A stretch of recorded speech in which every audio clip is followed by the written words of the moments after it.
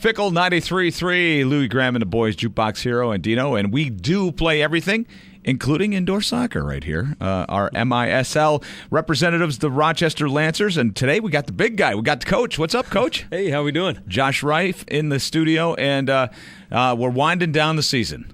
Yes, sir. There's only two more opportunities for people who, if they haven't got out to see the team yet, there's only two more chances. What, Saturday night and then Saturday the following night, Sunday? 7 o'clock, yep. And then February 23rd, 3 o'clock, that's a Sunday afternoon. A little matinee on a Sunday. Yeah. Very nice. And we want to remind everybody that kids 12 and under are always free. Yes, sir. And it's quite a show. I mean, you guys are the focus, but there's a lot of stuff going on around it, right? Yeah, you know what? I'll say this. I played professionally indoor for 8 years, and I've never had someone come to a game and say they didn't have a good time. Exactly. They always walk away saying, man, if I'd only known it was this much fun. So here I am doing my job to let everyone know that it really is that much fun. All right, so now this is your first year as a Lancer. Is it your first coaching opportunity here? This is my first head coaching opportunity, yeah. Yeah? Now, you've got quite an extensive here. You're from Texas originally. How you liking the winter up here? I think I take it about as well as everyone else up here. I don't know if anyone really likes it, but you just kind of tolerate it and you deal with it. I equate it to summer in Texas. It's hot. No one really likes it, but you deal with it and you learn to do things inside. Yeah, it gets too hot, you go inside? Go inside. It gets too cold, you go inside. That's What's right. the difference? That's right, yeah, inside. So you played professionally for a bunch of years. I did, 11 years outdoor, and then part of that I played indoor as well. So the last 8 years of that I was playing indoor as well. Nice. And I see you were born when I was in college. So you're still a young guy. Are you older than Miller? You're not older than Doug, are you? I have a few guys on my team who are older than I am. I was just going to say. That's all I'm going to say. That's all you're going to say. All right, Coach. So this year probably didn't turn out exactly the way you planned, but what are you thinking about the future? What are we thinking about next season?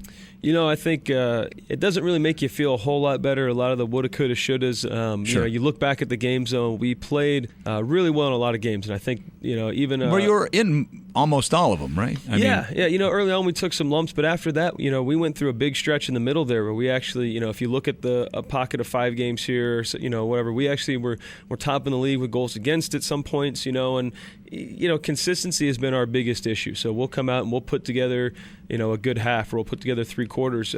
We've yet to really consistently put together 4 quarters, which obviously that makes up a game, and so it's necessary to play all of them. You got to play all 60, yeah, right? But I tend to be a cautiously optimistic person, but I look at it and say, there's just a lot of positive things that we can go back and look at in the offseason and film, and guys can hopefully rally around. I know that's, for me, what keeps me coming back is that, we're right there kind of on that edge of getting over that hump to being on the positive side of some of these narrow losses and, starting to put together more complete games and being one of those teams that other teams have to look at and say, if we don't come out and play our A game all game long, then we're not going to come out with the win. And right now, we're that team that's having to play our A game for 4 quarters to hope to put ourselves in a good position at the end. But that's okay. It's always nice to be striving after something. Well, you sure got the coach speak down. You sound like a coach.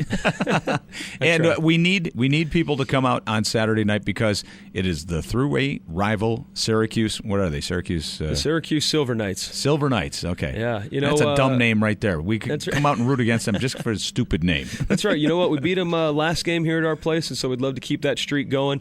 And we want to make sure that we're ending on a positive note, and everyone's got the warm fuzzies. And of course, you catch all the action right here at Fickle 93.3. Bring your transistor radio and listen to the call as you're in the Blue Cross Arena, right? Transistor radios. You got to be old like me to remember those. I remember those. You do remember those. Coach Josh Rife, thanks for coming in. Catch all the action right here at Fickle 93.3, like I said, and go to fickle933.com. Get the rest of the schedule so you don't miss any of the action. Coach, thanks for stopping by. No problem, Dino. Thanks for having me.